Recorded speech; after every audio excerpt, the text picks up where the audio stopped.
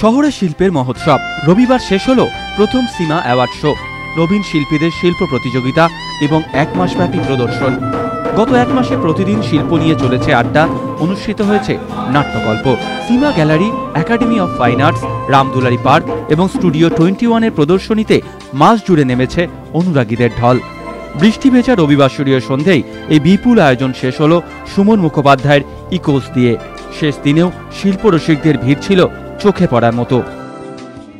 আজকের এই এটা প্রেজেন্টেশন বলবো না, পারফরমেন্স বলবো না, জানি না কী বলবো, বাট এই একটা জার্নি, একটা নতুন এক্সপিরিয়েন্স যেটার মধ্যে দিয়ে এতক্ষণ গেলাম, এর অনুভূতিটা ওই একটা অসম্ভবকে সম্ভব করার বা সম্ভবত দেখার যে একটা অনুভূতি, সেরকম একটা অনুভূতি। প্রথম সীমা অ্যাওয়ার্ড শো, বিপুল সাফল্য, খুশি কর্ণধার। দর্শকদের যে আমরা যে সমর্থন এবং যে সাপোর্টটা আমরা পেয়েছি তাতে আমরা অভিভূত।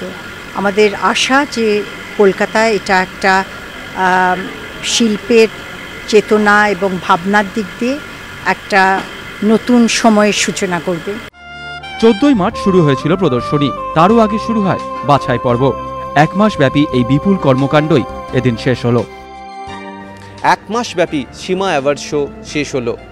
এখন অপেক্ষা আগামী বছরের নতুন শিল্প এবং নতুন শিল্পীর। ক্যামেরায় অঞ্জন বিশ্বাসের সঙ্গে মনোজিৎ সরকার, এবিপি আনন্দ, কলকাতা।